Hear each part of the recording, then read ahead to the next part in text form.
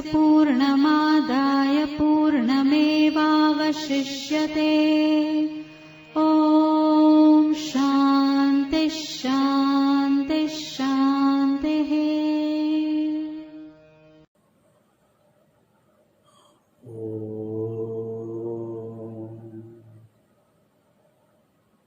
विश्वं दर्पणदृश्यमाननगरी तुल्यं निजान्तर्गतम् पश्यन्नात्मनि मायया बहिरिवोत् भूतं यथा निद्रया। यः साक्षात् कुरुते प्रबोधसमये स्वात्मानमेवाद्वयम् तस्मै श्रीगुरुमूर्तये नमः। इदं श्रीदक्षिणामूर्तये।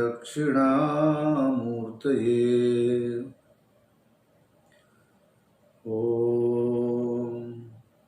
वंशीविभूषितकरानवनीरदाभात् पीताम्बराधरुणबिम्बफलाधरोष्ठात् पूर्णेन्दुसुन्दरमुखादर विन्दनेत्रात् कृष्णात् परं किमपि तत्त्वमहं न जाने।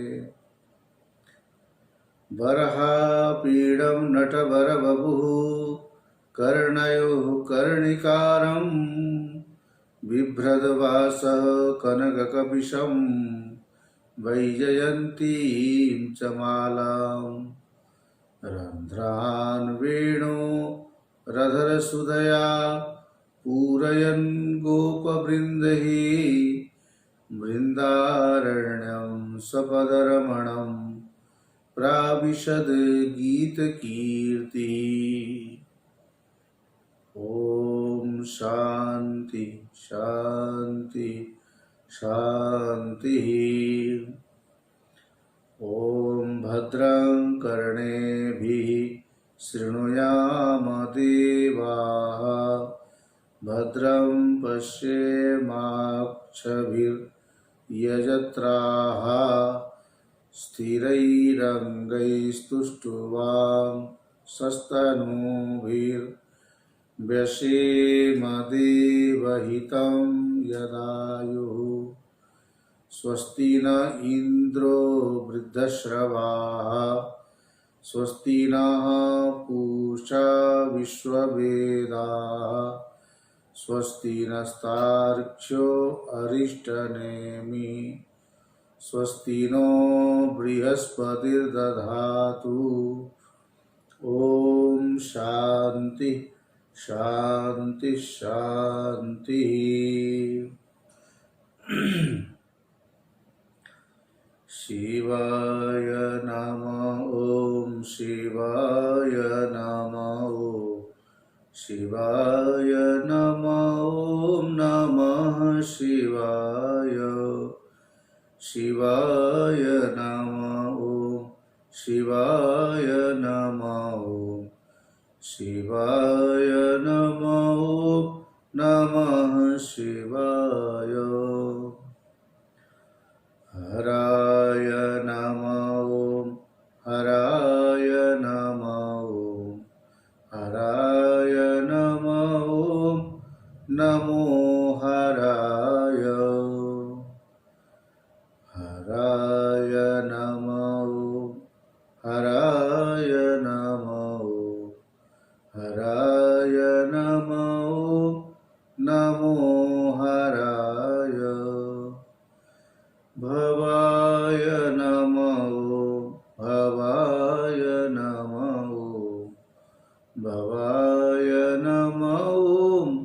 नमो भवाय। भवाय नमः। भवाय नमः। भवाय नमः।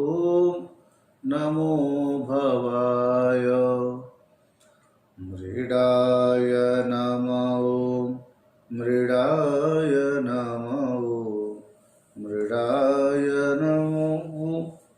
नमो मृडाय नमः ॐ मृडाय नमः ॐ मृडाय नमः ॐ नमो मृडाय शिवाय नमः ॐ शिवाय नमः ॐ शिवाय नमः ॐ नमः शिवाय शिवाय नमः ॐ शिवाय नमः ॐ शिवाय नमः ॐ नमः शिवाय शिवाय नमः ॐ नमः शिवाय शिवाय नमः ॐ नमः शिवाय। प्रेम से बोलिए श्री काशी विश्वनाथ महादेव की जय, बाबुलनाथ महादेव की जय, मुंबा देवी की जय, सिद्धि विनायक गणपति भगवान की जय, महालक्ष्मी माता की जय, सत्य सनातन धर्म की जय। ओम नमः पार्वती पते हर हर महादेव।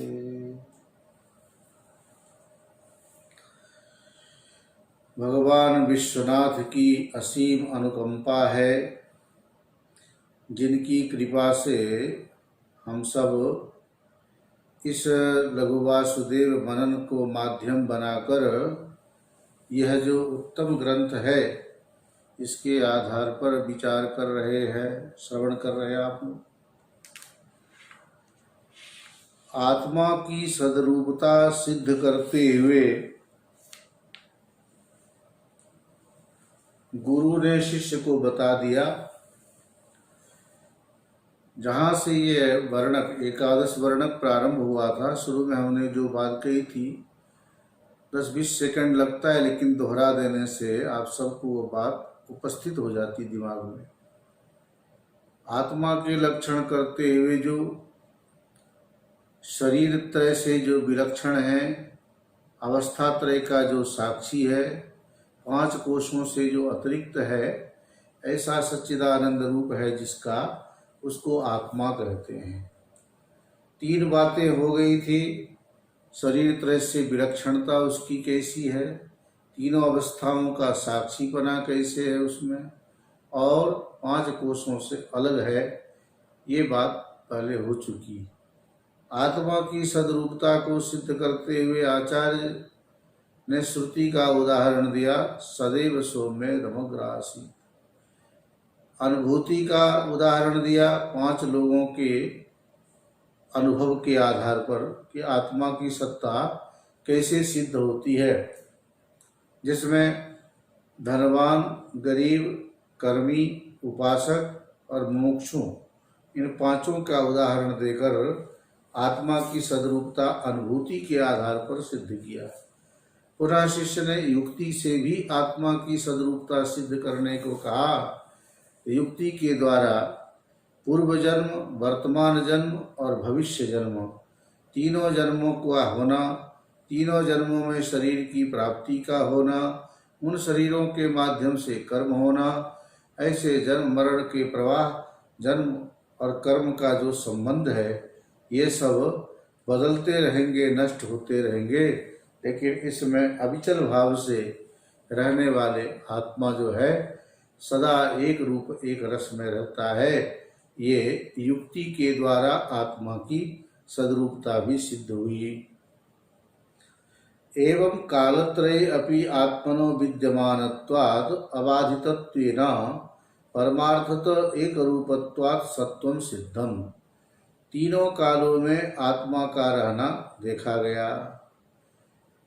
उसकी जो विद्यमानता है उसका कभी बाध नहीं होता है। पारमार्थिक एक रूप जिसका है, ऐसा जब सत्व सिद्ध हुआ, सद्रूपता जो सिद्ध हुई, एवं श्रुति युक्ति अनुभवै ही, इस प्रकार से श्रुति के द्वारा, युक्ति के द्वारा और अनुभूति के प्रमाण से अनेक प्रलयेषु अनेक प्रपंचेषु विनष्टेषु अपि, अनेक प्रकार के प्रपंच, अनेक प्रकार के प्रलय, इन सब के विनष्ट होने पर भी, प्रलय आने पर, प्रपंच के विनाश होने पर भी स्वयं अविनष्ट सन, आत्मा स्वयं विनष्ट न होता हुआ, आत्मा का नाश न होता हुआ देखा गया है। अतः सृष्टि स्थिति संहाराः प्रपंचश्च एव न तु आत्मनः। ये है कायदे की बात। पुराण आदि की कथा सुनते हैं, ब्रह्मा जी ने सृष्टि की रचना की, विष्णु सृष्टि का पालन करते हैं, शंकर जी सृष्टि का संहार करते हैं, ये आप लोग सुनते हो ना कथा में। अब वेदांत क्या कहता है कि ये जो सृष्टि की उत्पत्ति, स्थिति और जो लय है, ये सब के सब प्रपंच है। प्रपंच में ही सृष्टि, स्थिति और संहार की व्यवस्था बनती है। निष्प्रपंच जो आत्मा है, परमात्मा है, उसका इस सृष्टि स्थिति लय से कोई लेना देना नहीं।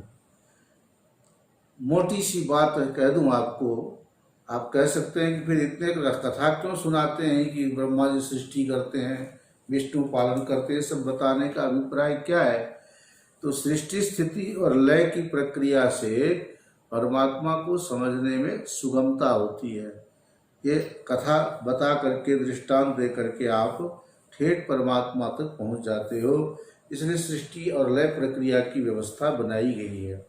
तो कहने का मतलब है सृष्टि, स्थिति और संहार प्रपंच का ही होता है, निष्प्रपंच में कुछ भी नहीं होता। न तो आत्मना एवं कालत्रये अपि एक रूपत्वात्, ऐसा तीनों कालों में एक रूप होने के कारण, अबाधितत्वाच्च, बाध न होने के कारण यह जो आत्मा है सदरूप है। इति जानी ही, गुरु शिष्य से कह रहे कि ऐसा तुम जानो।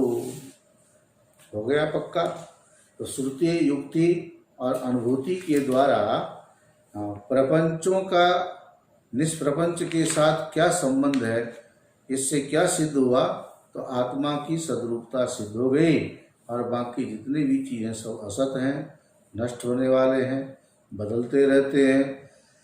आत्मा हमेशा निर्विकार भाव से रहता है। आत्मनश्चिद रूपत्व एक प्रमाणम किमिति चेत, जैसे आत्मा की सद्रूपता सिद्ध की, ऐसे आत्मा चिद रूप है, चेतन रूप है, इसमें क्या प्रमाण है? जब ये प्रश्न किया तो कहते हैं सुनो। सूर्यादि साधन अंतरानपेक्षम स्वयं प्रकाशमानम सत् स्वस्मिन् आरोपित सकल जड़ पदार्थावभासकम चिद्रूपम एतत् चिद्रूपत्व लक्षणम आत्मनि अस्ति। लघु वासुदेव मननकार वासुदेव यति ने जो यहाँ उदाहरण दिया, गुरु शिष्य को समझा रहे हैं कि सुनो, आत्मा की चिद्रूपता किस प्रकार से सिद्ध होती है।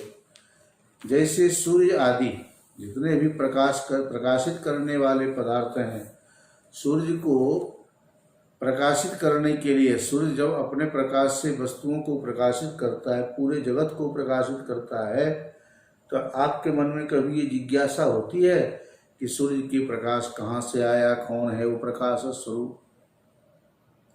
ठीक है, ना तद्भासयते सूर्यो, बल्कि वहाँ बोलते हैं कि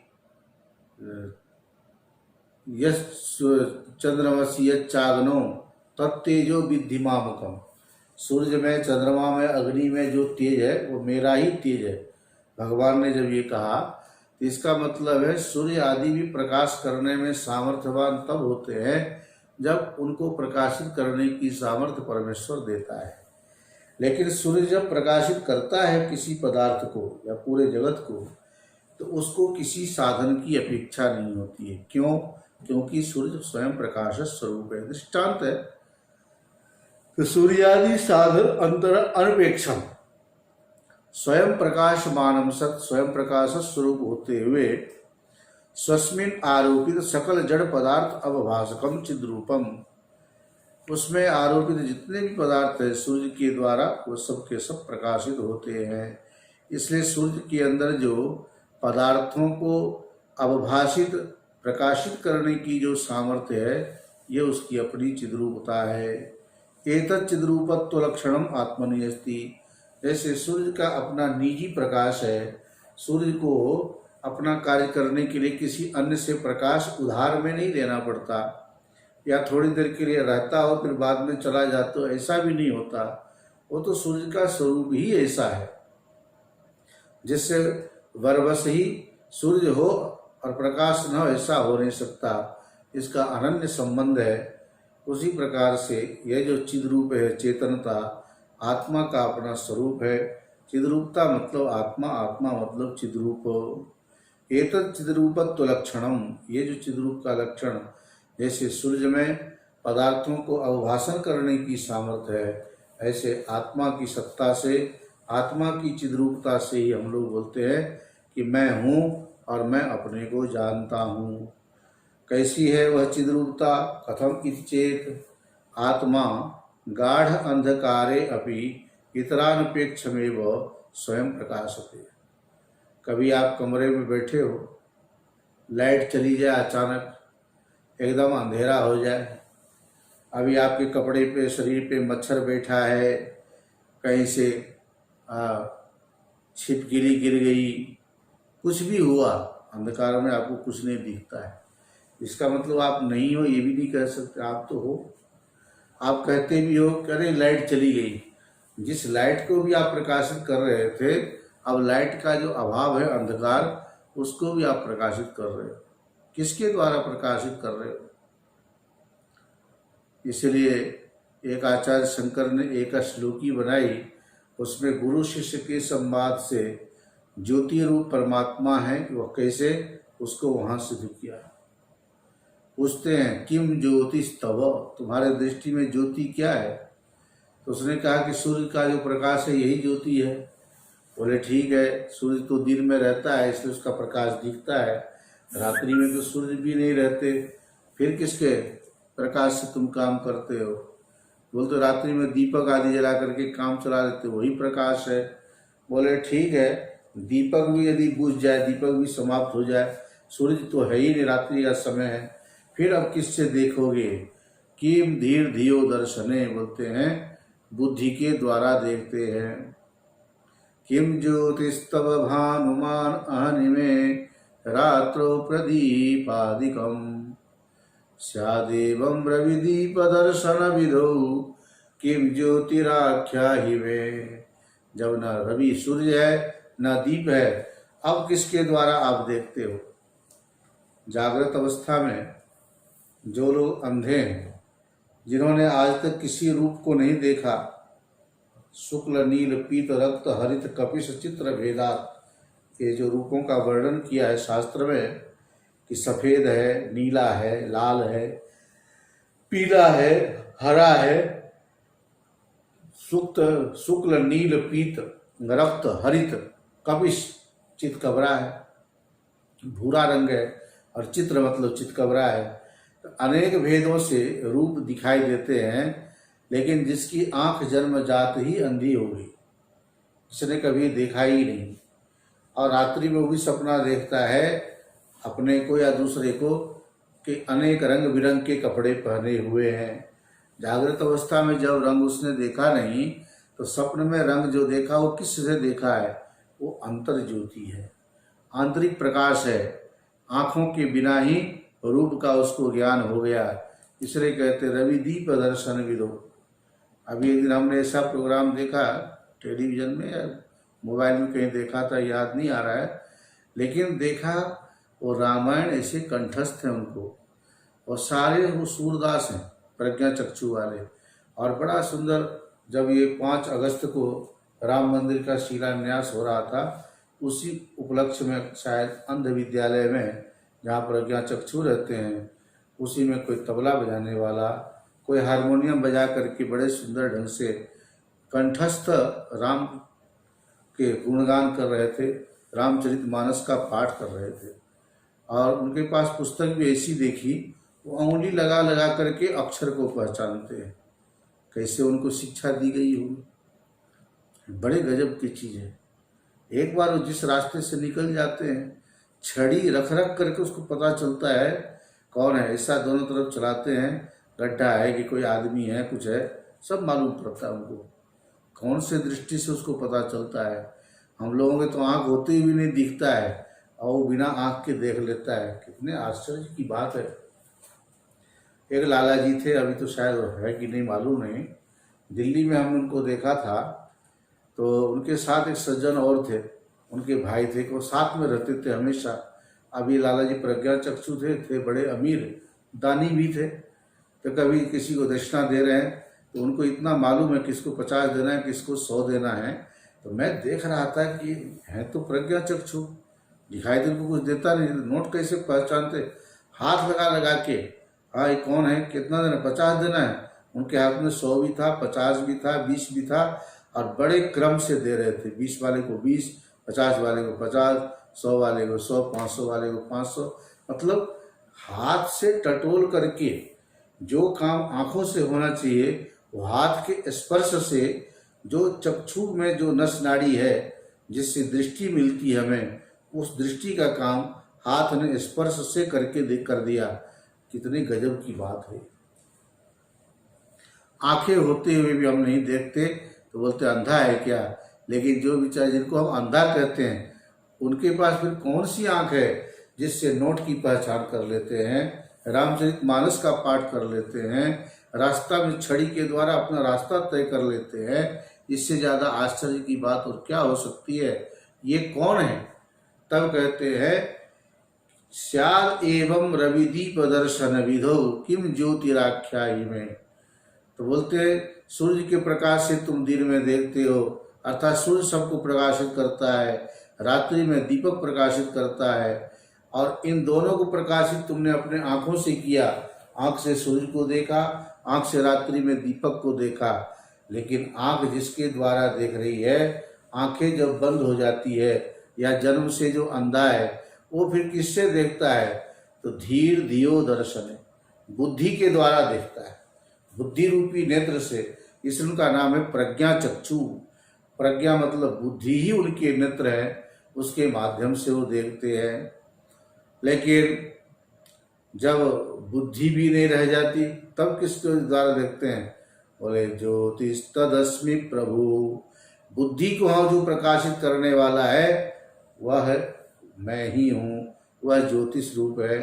तो स्वयं ज्योतिष्व जो स्वयं प्रकाश स्वरूपता है, जिसमें ये आत्मा की चिद रूपता है, ब्रह्म की ये चेतन रूपता है। इसलिए कह दिया आत्मा गाढ़ अंधकारे अपि इतर अनपेक्षम एवं स्वयं प्रकाशते। गाढ़ अंधकार में कमरे में बैठे हो, लाइट चली गई, अंधेरा हो गया, कपड़े के ऊपर मच्छर बैठे की छिपकली गिरी, आपको कुछ नहीं पता। लेकिन आपको इतना पता है कि मैं कमरे में बैठा हूँ, लाइट नहीं है। क्या हल्ला करोगे, लाइट चली गई, मैं अपने आप को नहीं देख पा रहा हूँ, मैं हूँ कि नहीं हूँ, मुझे अब संदेह हो रहा है, ऐसा कोई बोलता है क्या। उसको इतना पता है अंधेरा होने पर भी कि मैं जो हूँ वो तो हूँ। आप इस समय आप अंधकार में न कपड़े को देख रहे हो, न मच्छर को देख पा रहे हो, न छिपकली को देख रहे हो, लेकिन अपने आप को जो देख रहे हो यही आपकी चेतना शक्ति है, यही आपकी चिद्रूपता है। आत्मा गाढ़ अंधकारे अपि इतर अनपेक्षमेव। वहाँ मैं हूँ या नहीं हूँ कोई आकर के कहेगा आप हो तब आपके होने की सिद्धि होती है क्या, नहीं। कोई कहे या ना कहे, हमें किसी की अपेक्षा किए बिना हमारी जो चिद्रूपता है स्वाभाविक रूप से स्वतः सिद्ध है। उसको सिद्ध करने के लिए आप चेतन रूप हो या आप अपने को जानते हो, ये मैं बताऊंगा तब आप अपने को जानोगे। अब तो अंधकार है, आप तो अपने आप को देख नहीं पा रहे हो, कैसे आप मानोगे कि आप हो। बोलते इसमें हमें किसी की आवश्यकता नहीं है, मैं स्वयं प्रमाण स्वरूप हूँ। इसलिए गाढ़ अंधकार में किसी की अपेक्षा किए बिना जो स्वयं प्रकाश होता है वही आत्मा का चिद्रूपपना है।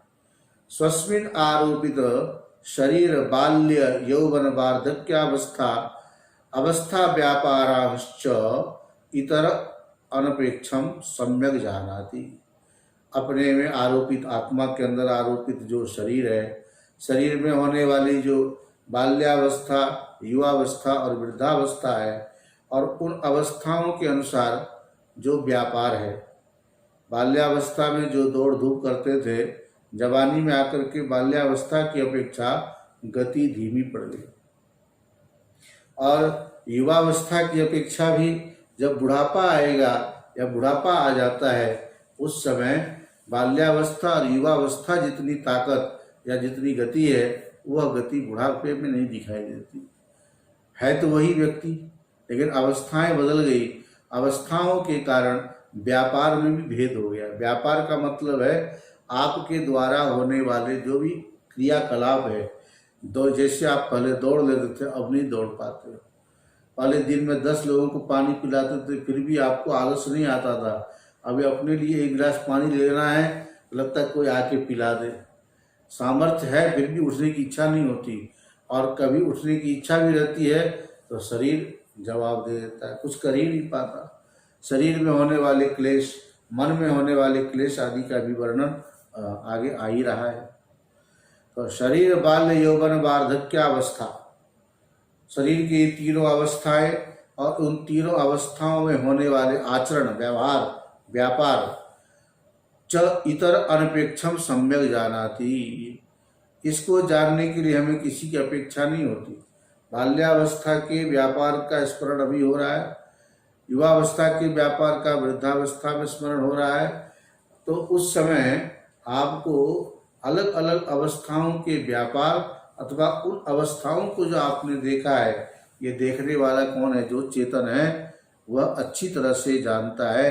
वो ये नहीं कहता है कि मैं जवानी में कैसा था मुझे याद नहीं है, कोई आके बतावे कि तुम ऐसे हो तब मुझे मालूम पड़ेगा। आप अपने बाल्यावस्था का वर्णन युवावस्था में बड़े सुंदर ढंग से करते हो, किस्सा कहानी सुनाते हो। कभी कभी आप माँ बाप सुनाते हैं कि अरे तुम बचपन में ऐसे थे, तो हमें भी याद, हाँ माँ हमने ऐसा किया था, हमें भी याद आ गया। कई बार विस्मृति जैसे भी हो जाए, लेकिन जिसको याद आया अथवा जिसको सुना करके पूर्व की बात स्मृति कराई जा रही है, वह चेतन ही तो है। वो ना हो तो फिर कौन जानेगा अपनी बाल्यावस्था की बात को। युवावस्था में जो सुन रहा है तो वो कोई अलग अलग थोड़ा ही है, ना वो अलग है, और जो जानने वाला है वो एक ही है। तो अरे बुढ़ापा आ जाता, अरे जवानी में मेरी क्या खुराक थी। कभी कभी लोग बड़े गपोड़ी लोग इकट्ठे होते हैं, गप मारते हैं। बोले मैं तो एक आदमी बोल रहा था छोटे बच्चे से, ए बेटा मिठाई खा। बोले मैं नहीं खाता। अरे खाना, तुम्हारी अभी क्या उम्र है? वो छोटा सा लड़का बोलता है आजकल डायबिटीज बहुत हो रही, ज़्यादा मिठाई खाना डायबिटीज का खतरा है, खतरे की घंटी बज जाती है। उन्होंने कहा क्या बात करता है, मैं हूँ 40 साल का, अभी भी मैं पाव भर तो खा ही जाता हूँ। तू अभी 15 साल का है, तेरी उम्र में तो मैं 1 किलो मिठाई खाता था। तो उस लड़के ने मजाक करते कहा 1 किलो थोड़ा ज़्यादा हो गया, आधा किलो कर दो, थोड़ा कम कर दो। हाँ ये ज़्यादा ही गप मारना हो गया। कहने का मतलब है चाहे वो गप मारना हो चाहे व्यंग हो, वास्तविकता भी होती है। काशी में हम पढ़ते थे, विद्यार्थी भंडारे के दिन एक दिन देखा 40 रसगुल्ले खाए। आप गिनती कर सकते हैं कितने, 40, पता नहीं 2 किलो के आसपास, 1.5 किलो के आसपास हो गया रसगुल्ला। और हम लोग तो निचोड़ के खाते हैं। अभी उस समय रस ही नहीं मिलता था, रसगुल्ला मिले तो चाशनी ढूंढते थे कैसे मिले, मीठा पीने में अच्छा लगता था। लेकिन अब कोई देता भी, अरे चाशनी ज़्यादा डाल दिए, इतना नहीं चाहिए। जो देते भी रसगुल्ला तो उसको निचोड़ के खाते हैं। क्यों? डायबिटीज हो जाएगी, डर लगता है। और उस समय की बात याद करते, क्या वो जमाना था, 40 रसगुल्ले खाते थे, कटोरे भर चाशनी पी जाते थे, फिर भी कुछ नहीं होता था। अभी तो चाशनी वाले रसगुल्ला खा लूँ तो शुगर का लेवल बढ़ जाता है, ज़्यादा रसगुल्ला भी खा लूँ निचोड़ के तो पेट खराब होने का डर रहता है, पचता नहीं है, हजम नहीं होता है। ये सब जो आप युवावस्था की बात या बाल्यावस्था की बात याद करते बुढ़ापे में आकर के, वह जो चेतन है वो एक ही तो है, उसमें कोई भेद नहीं आया। तो कहते हैं शरीर बाल्य यौवन वार्धक्यावस्था अवस्था व्यापारांश अनपेक्षम इतर अनपेक्षम सम्यक जानाति। अतः आत्मनश्चिद्रूपत्वं सिद्धम, इसके द्वारा आत्मा की चिद्रूपता सिद्ध होती है। ननु अस्माकं सर्वज्ञत्वाभावात् सर्व पदार्थ अवभासकत्वं कथम इति चेत। ये शंका कर रहे हैं कि जब हम सब कुछ जानते हैं, चेतन शक्ति है हमारे अंदर, सब कुछ हमसे ज्ञात है, तो आत्मा क्या है? सर्वज्ञ है। परमात्मा सर्वज्ञ है, हम उसी के अंश है, वही आत्मा हमारे अंदर भी है। अब हमें क्या होना चाहिए? सर्वज्ञ हो जाना चाहिए। सर्वज्ञ होने से सारे पदार्थ अपने आप प्रकाशित होना चाहिए, अर्थात हम लोगों को किसी भी पदार्थ का अज्ञान नहीं होना चाहिए। हम तो अब सर्वज्ञ हो गए, क्योंकि आत्मा सर्वज्ञ है। सर्वम जानाति इति सर्वज्ञ, और सब कुछ जानने वाला आत्मा है, वो मैं हूँ, इसलिए मैं भी क्या हूँ? सर्वज्ञ होना चाहिए। लेकिन ऐसा होता है क्या? प्रपंच आंतरो बाह्य इति द्विविधा। अब यहाँ से थोड़े एक प्रक्रियाबद्ध किस प्रकार से आत्मा के अंदर पदार्थों को अवभाषण करने की सामर्थ्य है, पदार्थों को किस प्रकार से आत्मदेव प्रकाशित करते हैं, ये अब इस प्रपंच आंतरो बाह्य इति द्विविधा के द्वारा इसका उत्तर देने जा रहे हैं। यहाँ से उत्तर प्रारंभ हो जाता है। इस प्रकार से प्रपंच आंतरो बाह्य इति द्विविधा, प्रपंच दो प्रकार का होता है, एक अंदर का प्रपंच और एक बाहर का प्रपंच। अंदर और बाहर के प्रपंच आप लोगों ने कभी सुना?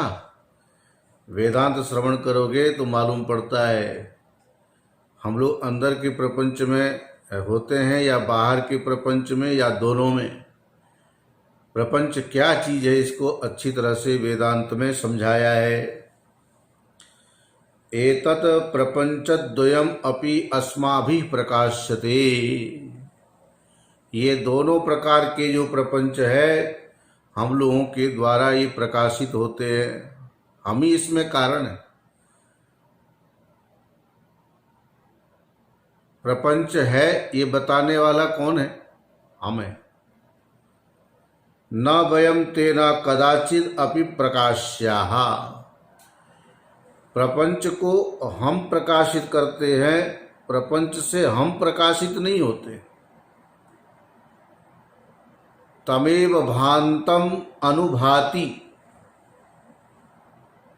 उसके प्रकाश से ही सब अनुभात हो रहे, प्रकाशित हो रहे। तस्य भाषा, उसके प्रकाश के द्वारा सर्वम इदम विभाति, ये सब के सब विभाषित हो रहे हैं, अवभाषित हो रहे हैं। सर्वमिदम विभाति, ऐसा। तद कथमिति चेत, वह कैसे होता है? उच्यते, उत्तर दे रहे हैं। बाह्य प्रपंचो नाम, बाहर के जो प्रपंच है ये किसका नाम है? प्रपंच, बाहर वाले प्रपंच क्या चीज है? तो पृथ्वी अप तेजो वायु आकाशा इति। पृथ्वी, जल, तेज, वायु और आकाश, ये सब बाहर के प्रपंच है। देखो ये जो पंच होते हैं ना, पंच पंचीकृत पंच महाभूत और अपंचीकृत पंच महाभूत।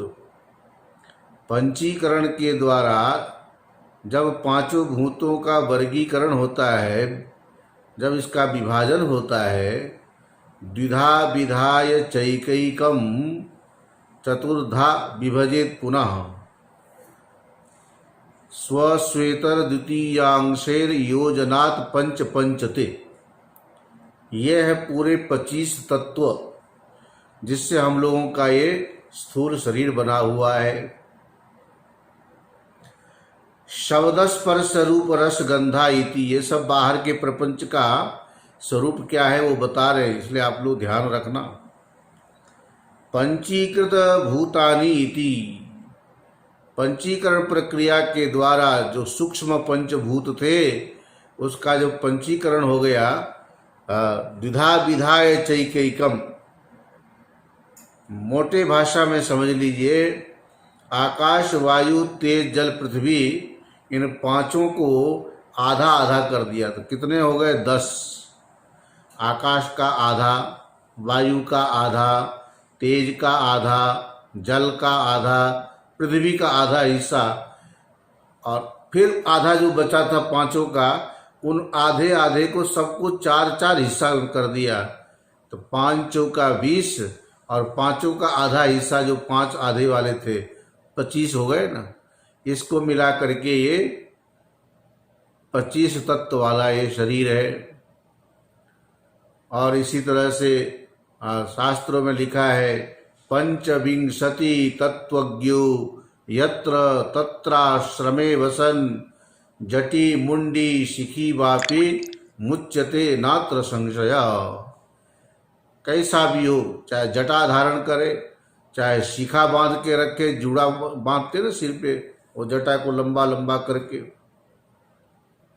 मुंडी सिर मुड़ा लो, बाल कटा लो, जटी मुंडी शिखी बापी मुच्यते न अत्र संशय, और जरूर मुक्त हो जाते, इसमें कोई संशय नहीं। लेकिन कौन है ये जो मुक्त होते हैं? पंचविंशति तत्वज्ञो। इन 25 तत्वों को जो जानते हैं, तो सांख्य कारिका आदि में 25 तत्व, वहां पर पंचभूत, पंच तन्मात्रा, महतत्व, अहंकार आदि, प्रकृति, विकृति और प्रकृति और पुरुष, इन सब को मिला करके 25 तत्व का वहां पर विश्लेषण किया है। यहाँ पर ये जो हम लोगों का स्थूल शरीर है, इसमें भी ये 25 तत्व है, 25 भूत है, इसको मिला करके ये बना। पृथ्वी, जल, तेज, वायु, आकाश और उसी से बने हुए जो शब्द तन्मात्रा, स्पर्श तन्मात्रा, रूप तन्मात्रा, रस तन्मात्रा और गंध तन्मात्राओं का भी नाम बाह्य प्रपंच में लिया गया। पंचीकृत पंचभूतानि ब्रह्मांड इति। ब्रह्मांड क्या है? तो ये चतुर्दश भुवनानि इति, 14 भुवनों वाला जो ब्रह्मांड है, जिसमें 7 ऊपर के लोक, 7 नीचे के लोक मिला करके चतुर्दश भुवनानि इति। जीवनम भुवनम वनम, इन सब में रहने वाले जो भी जीव हैं, इसलिए उनको भुवन कह दिया। तो चतुर्दश भुवन, इन सब में अलग अलग तरह के प्राणी होते हैं। चतुर्भिर स्थूल शरीराणि इति च। स्थूल शरीर आदि विविध नाम रूप गुण धर्म विकार शक्त्याश्रय, जो 4 प्रकार के स्थूल शरीरधारी हैं, उद्भिज, अंडज, स्वेदज और कुक्षिज, जरायुज बोलते हैं उनको। उद्भिज, जमीन को फोड़ करके पैदा होने वाले, पेड़ पौधे से लेके घास पात आदि। अंडज, अंडे से उत्पन्न होने वाले को अंडज बोलते हैं, उद्भिज, अंडज। स्वेदज, पसीना से पैदा होने वाले, और जरायुज, कुक्षी से पैदा होने वाले। तो 3 का तो सबको समझ में आता है, पसीना से पैदा होने वाले भी होते हैं, लेकिन उनका और पसीना से पैदा जो हुआ जीव हमारे शरीर से, उसका आपस में हमारा कौन सा संबंध होना चाहिए? ये रिश्ता क्या कहलाता है? कभी कोई पूछे, भाई आपके शरीर से खटमल पैदा हुआ, आपके शरीर में जूं पैदा हुई, ये सब क्या रिश्ता कहलाता है, बताओगे?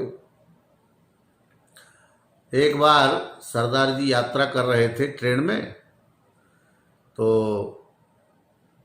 टीसी, टिकट चेकर आ गया। टिकट टिकट टिकट टिकट सबसे टिकट मांग रहा था। जब सरदार जी के पास पहुंचा, सरदार जी ने टिकट बढ़ाते हुए दिया उसके हाथ में,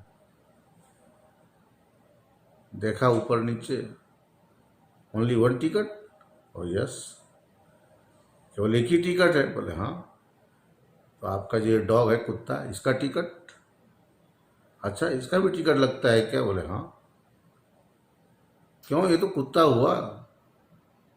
कोई भी प्राणी हो, ज़्यादा लगेज होता है तो लगेज का भी चार्ज लगता है।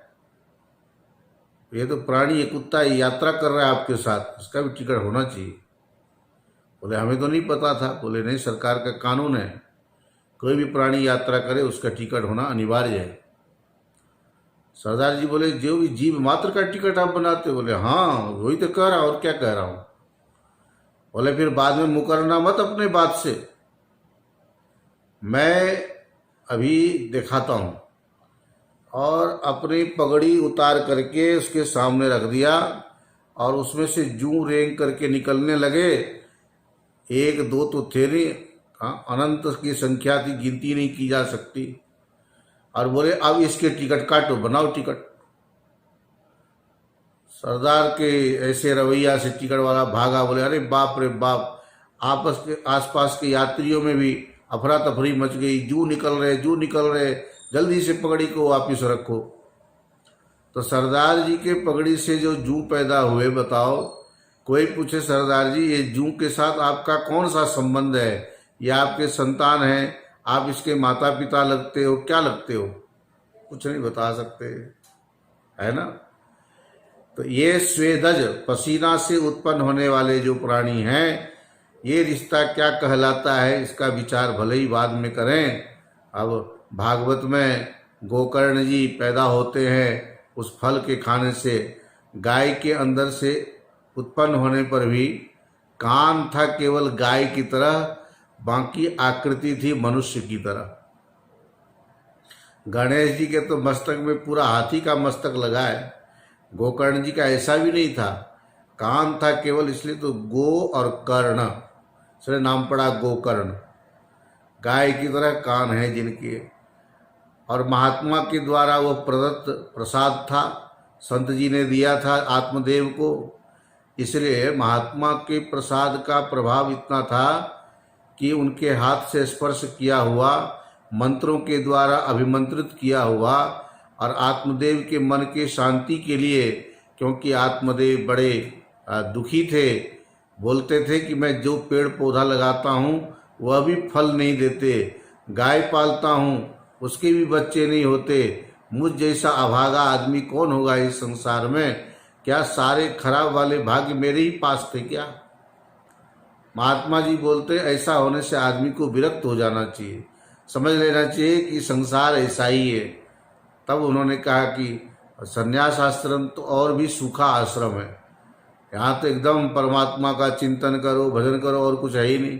गृहस्थ आश्रम में बाल बच्चे होते हैं, कभी पत्नी से खटपट हुई, फिर समझौता हुआ, कभी बच्चे को डांटा, कभी बच्चे को पुचकारा, इस तरह से सुख दुख मिला करके गृहस्थ आश्रम में समय काटने में आसानी होती है।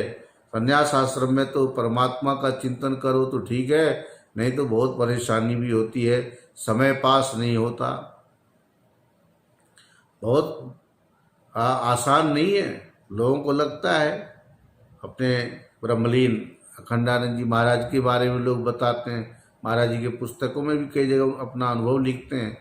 ट्रेन में जा रहे थे और कहीं स्टेशन में भक्त लोग उनके स्वागत के लिए खड़े थे, भोजन भी लाए थे बना करके।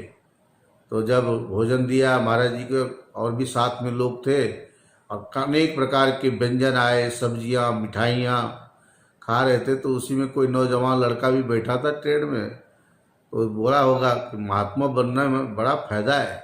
हाँ, ये तो फायदे का सौदा है। हाँ, कई बार लोग हमको बोलते महाराज जी आप सिर क्यों मुड़ाते हो? अब सिर मुड़ाने के पीछे कई कारण हैं। यदि बाल थोड़ा बीच से उड़ जाए, साइड में कहीं इधर उधर रहे, तो बोलते हैं कहीं आप जैनी तो नहीं हो। अब जैनियों के यहाँ तो बाल विमोचन होता है, उनका एक पर्व होता है, उसके लिए वो बाल का विमोचन करते, निकालते हैं एक करके धीरे धीरे। हम जैनी तो है नहीं, अब जैनियों की तरह दिखेंगे तो भी ठीक नहीं। अथवा बीमार तो नहीं है, बीमार आदमी का भी ऐसा हो जाता है, सिर के बाल सब निकल जाते हैं, तो छोटे छोटे काट देने से दिखाई नहीं देता, तो एक जैसा दिखता है। और वो बाल होंगे थोड़ा सा इधर थोड़ा सा उधर, तो या तो रोगी लगते हैं या तो जैनी लगते हैं, या ऐसा बाल तो किसी का होता नहीं, इसलिए काट लो तो अच्छा लगता है। चलो भाई, एक जैसा लगेगा देखने में। एक तो ये कारण है। दूसरा कारण है कि सिर मुड़ाए 3 गुण। सिर मुड़ाने से 3 गुण, 3 लाभ है, 3 फायदे हैं। मिटे सिर की खाज। खाज खुजली होती है, डैंड्रफ हो जाता है ना, जो खुश्की होना भी अच्छा। कई लोगों को बाल तो लंबे लंबे होते हैं, और कभी ऐसे ऐसे हाथ जब घुमाते हूँ लंबे लंबे बाल में, तो पूरे रूसियाँ उड़ती है, खुश्की, सफ़ेद सफ़ेद, इतना भद्दा लगता है देखने में, पूछिए मत। तो सिर मुड़ाए 3 गुण, मिटे सिर की खाज, खाने को लड्डू मिले लोग कहे महाराज। तो सिर के खाज खुजली भी मिट गई, लोग भी कहते आइए महाराज जी, आइए महाराज जी, और फिर लड्डू खाने को मिलता है ना फायदे का सौदा। तो महाराज जी ट्रेन में यात्रा कर रहे थे, वो लड़का बोलता है महात्मा बनना बड़ा फायदा है, महात्मा बनने में तो बड़ा स्वागत होता है, अच्छे अच्छे खाने को मिलता है। महाराज जी बोले आजा आजा, तू भी बाबा जी बन जा, महात्मा बनेगा, देख लिया ना कितना फायदा में हूँ मैं। और तुम्हें कुछ करना भी नहीं होगा, घर में तो काम करता होगा, आश्रम में तुम्हें कुछ भी काम नहीं करना, बस केवल बैठ के माला जपना, स्वाध्याय में बैठना, प्रवचन में बैठना, भगवान की आरती पूजा में भाग लेना, बस यही काम रहेगा। बाकी दिन भर अच्छे अच्छे खाने पीने को तुम्हें मिलेगा। अब वो घबरा गया, क्योंकि कभी करके बैठे तब पता चले ना कितना कठिन होता है। इसीलिए दूर के ढोल सुहावने होते हैं। हाँ बाबा बनना बड़ा फायदा है, बन के तो देखो, रहो आश्रम में नियम से, तब आपको पता चलेगा कि ये पर कार्यम साधनोति इति, साधु तो ही दूसरे का कार्य सिद्ध करे, लेकिन आत्म कल्याणार्थम स्वकीयम अपि साधते, अपने आप को भी जो साधते हैं वही वास्तव में साधु है, वही उनकी साधना है।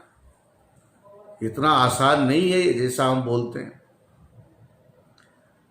तो चित्त को एकाग्र करने के लिए, मन को एकाग्र करने के लिए जिस किसी भी आश्रम में हो, इसलिए कह दिया जटी मुंडी सिखी बापी मुच्यते नात्र संशय। वेदांत श्रवण करोगे, बाह्य प्रपंच क्या है, आभ्यंतर अर्थात अंदर का प्रपंच क्या है, ये आप जब जान जाओगे, इसके माध्यम से परमात्मा चिंतन करने में मदद मिलती है, बड़ी सहायता मिलेगी इससे। तो स्वेदज अंडज जरायुज उद्भिज, भले ही कोई भी रिश्ता हो ना हो, एक अलग मैटर हुआ। ये 4 प्रकार के स्थूल शरीरधारी जो है, स्वेदज अंडज उद्भिज और जरायुज, कुक्षी कांक से अर्थात गर्भ से पैदा होने वाले हम लोग जितने भी प्राणी हैं, ये सब के सब बाहर के प्रपंच हैं, ये बाह्य प्रपंच हैं। सबके नाम अलग अलग हैं, विविध नाम, विविध रूप, विविध गुण, सब में विविध जोड़ दीजिए, विविध धर्म और विविध विकार। अनेक प्रकार के धर्म हैं, अनेक प्रकार के नाम रूप हैं, अनेक प्रकार के विकारों का जो आश्रय लिए हुए है, ऐसे ये 4 प्रकार के स्थूल शरीरधारी हम सब जितने जीव हैं। एतम बाह्य प्रपंचमी अवांतर भेदेन बहुधा विभज्य प्रमाणैर्वयमेव जानीमः। इसलिए बाह्य प्रपंच और इससे अतिरिक्त अवांतर भेद, जिनका नाम यहाँ गिनाया वो तो है ही, और उसी से फिर अनेक प्रभेद शुरू हो गए। हाँ, पहले भेद और बाद में क्या होता है, प्रभेद। हाँ, भेद में भी भेद हो जाए, वही प्रभेद होता है। अनेक प्रकार से विभाजन करके प्रमाणैर्वयमेव जानीमः, इन प्रमाणों से चिंतन के द्वारा हम अपने आप को जानते हैं। न तो अस्मान अयम जानाति इति, इन प्रपंचों को जानने वाला मैं हूँ, ये प्रपंच हमें नहीं जानते। इति अंतर्मुखतया विचार्यमाणे, ये हमें अंतर्मुखी होकर के सोचना पड़ेगा। कश्चित धीरः प्रत्यगात्मानम ऐक्षत, जब ऐसे धीर विवेकी होते ना, तब जाकर के अंदर की ओर झांक करके विवेक करते सोचते हैं। आत्मदेव जी ने पुत्र प्राप्ति किस लिए किया था? सुख पाने के लिए। लेकिन उन्हें उस समय महात्मा जी ने कहा भी कि इस पुत्र से जो तुम आस करते हो कोई सुख नहीं मिलने वाला है। यदि तुम सुखी होना चाहते हो तो इन चीज़ों की आशा कामना छोड़ दो, विरक्त हो जाओ। यही सबसे बड़ा उत्तम साधन है सुख पाने के लिए। लेकिन आत्मदेव जी को उस समय बात समझ में नहीं आई। दुनिया में जितने भी रिश्ता बनाओ, संबंध बनाओ, या जो कुछ भी हम लोग करते प्रातः काल से सायंकाल तक और जन्म से लेके मरण पर्यंत तक, उस सब में केवल एक ही दृष्टि रहती है कि हमें सुख की प्राप्ति हो, और जो सुख प्राप्त हो जाए उससे कभी हमारा संबंध अलग ना हो, उस सुख से हम कभी छूटे नहीं। यही इच्छा रहती है सबकी। तो न तो अस्मान अयम जानाति, ये हमें नहीं जानते, हम इनको जानते हैं। जानने के लिए अंतर्मुखतया विचार्यमाणे, अंतर्मुखी होकर के विचार करने पर अस्माकं बाह्य प्रपंच अवभासकत्वम सिद्धम, हम अपने अंदर की ओर झांकते हैं तो अंदर से कोई ऐसी चीज है जो इन बाहर वाले प्रपंच को, बाह्य पदार्थों को प्रकाशित करने वाला है, प्रकाशित करता है। अथ आंतर प्रपंच अवभासकत्वम, अब अंदर के प्रपंच को कैसे हम अवभाषित करते, प्रकाशित करते हैं? कथमिति चेत, कहते शृणु सुनो। आंतर प्रपंचो अन्नमयादि जीवन मुक्ति पर्यंत ही प्रकारेर बहुधा भिन्ना। अन्नमय कोश से प्रारंभ करके और जीवन मुक्ति तक जो हमारी आंतरिक स्थिति है, ये सब के सब अंदर के प्रपंच हैं। कैसे? स आंतर प्रपंच अयम अन्नमय, अयम प्राणमय, अयम मनोमय, अयम विज्ञानमय, अयम आनंदमय, एवं इमे पंचकोशा इति। ये अन्नमय कोश है, ये प्राणमय कोश है, ये मनोमय कोश है, ये विज्ञानमय कोश है और यह आनंदमय कोश है। ऐसा हम पांचों कोशों का नाम अलग से गिनते हैं। लेकिन ये सब कहाँ है? अपने अंदर है। और एक की अपेक्षा दूसरा, अन्नमय की अपेक्षा प्राणमय कोश अंदर है, प्राणमय कोश की अपेक्षा मनोमय कोश अंदर है, मनोमय कोश की अपेक्षा विज्ञानमय कोश अंदर है, और सबसे अंतिम वाला जो अंदर है वह है आनंदमय कोश। इदम स्थूल शरीरम, इदम सूक्ष्म शरीरम, इदम कारण शरीरम। ये स्थूल शरीर है, ये सूक्ष्म शरीर है, ये कारण शरीर है। एतत् शरीरत्रयम् इति च, ये तीन प्रकार के शरीर का उल्लेख किया। इमे षड भाव विकारा, इसी शरीर के अंदर 6 प्रकार के जो विकार हैं वो लागू होते हैं। अस्ति जायते वर्धते विपरिणमते अपक्षीयते विनश्यति इति षड्भाव विकारा। ये 6 प्रकार के विकार बताए। इसका अभी स्वरूप क्या है बताएंगे। इमे षड कोशा, ये 6 कोश क्या है ये भी आगे सुनो। इमे षड उर्मया, उर्मिया क्या है ये भी आगे सुनो। इदम आंध्यम, इस प्रकार से अंधापन। इदम मांद्यम, बुद्धि में मंदता। इदम पटुत्वम, इंद्रियों में अथवा बुद्धि आदि में कुशलता। अयम राग, यह राग है।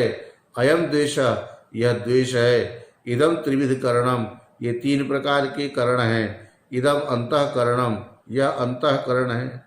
अयम जागृत, अयम स्वप्न, इयम सुषुप्ति, जागृत स्वप्न सुषुप्ति ये सब हैं।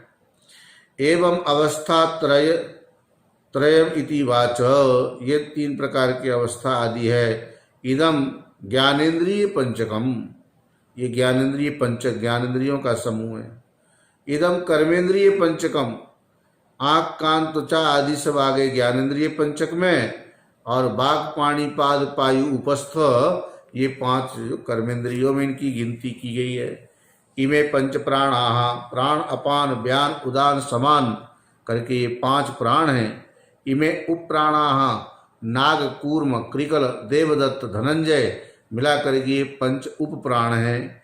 इदम मनः, यह मन है। इयम बुद्धि, ये बुद्धि है, कर्मेंद्रिय पंचकम, इदम चित्तम, अयम अहंकार, यह चित्त है, यह अहंकार है, यह संकल्प है, यह निश्चय है, इदम अवधानम, यही विघ्न बाधा है, अयम अभिमान, यही अहंकार अभिमान है, अयम विश्व, अयम तेजस, अयम प्राज्ञ, इत्येवं अवस्था वंती इत्येव इति, ये सारी अवस्थाएं, ये सब किसमें गिना दिया? अंदर के प्रपंच में इसकी गिनती की गई। स्थूल सूक्ष्म एवं कारण शरीर का वर्णन आप लोगों ने पिछले प्रकरणों में अच्छी तरह से श्रवण किया। 6 प्रकार के विकार क्या है जिसका भी उल्लेख किया था। अस्ति जायते वर्धते विपरिणमते अपक्षीयते नश्यति इति। गर्भ में जब बच्चा ठहर जाता है तो अब वह स्थूल शरीर जो ग्रहण करने वाला जातक जो उत्पन्न होगा 9 महीने के बाद गर्भ में आ गया, उसका ये अस्तित्व है। अभी तक वह 5 भूतों को ग्रहण नहीं किया था अथवा गर्भ में नहीं आया था, तब तक वह अन्यत्र कहीं तो था, लेकिन इस समय अब शरीर को ग्रहण कर लेने के बाद गर्भ में निश्चित हो गया। अब जिस गर्भ में ठहरा है वह उसकी माँ बनेगी। जिस पिता के द्वारा बीजारोपण किया गया वह उसका बाप होगा।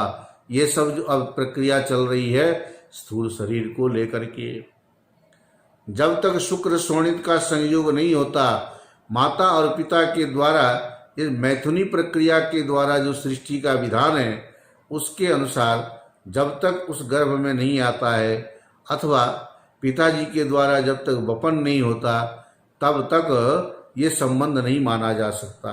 गर्भ में आने के बाद जो शरीर होगा उस शरीर से संबंधित होने के कारण जिसने बीज वपन किया वो बाप हो गया, जिसने गर्भ में धारण किया वो माँ हो गई।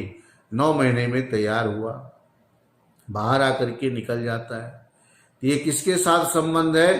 अस्ति, फिर हो गया गर्भ से बाहर निकला जायते। ये जायते का यहाँ पर थोड़ी सी मैं आपको एक नई बात सुनाता हूँ, पहले भी कहीं आप सुने होंगे शायद। जब सुमंत जी राजा दशरथ के मंत्री, राम जी लौट के आए हैं अयोध्या और इतना सुंदर वातावरण है, सब लोग प्रसन्न हैं, खुशी का माहौल है, सभा में सब लोग हंस रहे हैं खिलखिला करके। राम राज्य की कल्पना आप कीजिए, हिंदू राष्ट्र होना अलग है, एक राम राज्य अलग है। तेरे बाप का राज्य नहीं है बोलते ना लोग मजाक में, क्या ये राम जी का राज्य समझ रखा है क्या? अब उनसे पूछो तुमने राम राज्य का अनुभव किया है तो तब तो तुम्हारा प्रश्न ठीक है, और नहीं किया है तो तुम ऐसे बोलते नहीं। यदि राम राज्य होता तो तुम ऐसे बोलते ही नहीं। तुम्हारा ऐसा बोलना ही लगता है कहीं न कहीं राम राज्य अभी आना बाकी है। आज़ादी की अभिव्यक्ति के नाम पर इलेक्ट्रॉनिक मीडिया से लेकर के न्यूज़पेपर तक सभी में जो हम लोग मनगढ़ंत अथवा अनावश्यक आरोप लगा लगा करके दूसरे को बदनाम करते हैं, ये क्या अच्छी बात है? राम राज्य में ऐसा नहीं हो सकता। तो राम राज्य की कल्पना कीजिए, उस समय का वातावरण कैसा था। यमराज सुमंत्र को ले जाने के लिए जब आए तो सब लोग विलाप करने लगे। राम जी ने जब सुमंत्र के आयु के बारे में पूछा तो बोले कितने साल के हो गए? बोले इतने साल के हो गए। बोले नहीं, अभी 1 साल बाकी है, कम से कम 10 महीना तो बाकी है। बोले वो कैसे? बोले जिस दिन माँ के गर्भ में आए थे उस दिन से जन्म माना जाएगा, तो अभी 1 साल बाकी है। लेकिन अस्ति जायते वर्धते के अनुसार हम लोग जो बर्थडे मनाते हैं तो ये थोड़ी बोलते कि 9 महीना पहले जिस डेट को माँ के गर्भ में ये धारण हुआ था तब उस दिन इसका बर्थडे होगा। जे दिन ये पूरा 5 भूत का पुतला 2.5-3 किलो के वजन वाला, 3-3.5 किलो के वजन वाला बच्चा बाहर आता है, तब जाकर के बोलते अमुक का बेटा हुआ या अमुक को बेटी हुई। फिर नामकरण संस्कार आदि करते हैं। अस्ति जायते, जैसे जन्म लेता है पहले तो धीरे धीरे दूध आदि पिलाते हैं, 6 महीने के बाद अन्नप्राशन संस्कार कराया जाता है और अन्न खाते खाते हम लोगों का शरीर इस तरह से बढ़ता चला जाता है, लंबा हो गया, मोटा हो गया और स्वस्थ है, बीमार हो गया, ये खाओ ये मत खाओ, ये सारी बातें लागू होने लगती है। अस्ति जायते वर्धते, बढ़ता है, विपरिणमते, बदलाव आता है। कभी कभी अपने फोटो को देख के लगता है कि 2 साल पहले मैं ऐसा था, अभी ऐसा कैसे दिख रहा हूँ। कभी कभी अचानक रात में सोए, सवेरे उठे, देखा दाढ़ी के बाल पके हुए हैं, तो रात्रि में क्या आप कैसे पका होगा? बोले रजाई ओढ़ के सोया था। बोले रजाई तो डेली ओढ़ते हो। फिर क्या किया? बोले कोई गर्म चीज खाया था। बोले इससे पहले भी गर्म चीज खाए थे। फिर आज ही बाल पकने का कैसे मुहूर्त निकला? बाल पकने के बाद दिखता है, बाल पकते हुए नहीं दिखता है। यही तो भगवान की माया है। बुढ़ापा आ गया दिख रहा है, लेकिन बूढ़ा होते आज तक किसी ने अपने को देखा नहीं तो रात में बैठ करके देखते रहते। आज एक बाल पक भी गया, दोबारा रात में सो कहीं बगल वाले बाल पकेगा? नहीं पकता है। उसका एक समय आने पर अपने आप पक भी जाएगा। एक एक करके पकते पकते पूरे दाढ़ी बाल सब सफेदी हो गई। बाद में लोग उसको मेहंदी आदि लगा के डेंटिंग पेंटिंग करते हैं। जो हमारे शरीर की प्रकृति है वो तो अपना काम करेगी ही।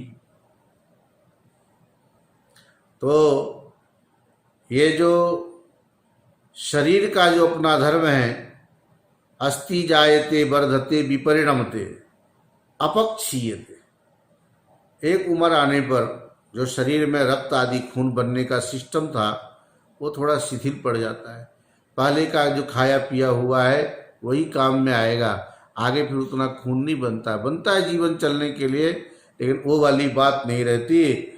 इसलिए अपक्षीयते, अब धीरे धीरे समाप्ति की ओर जा रहे हैं। विनश्यति इति, अंतिम में क्या होगा? ये शरीर विनष्ट हो जाएगा, समाप्त हो जाएगा।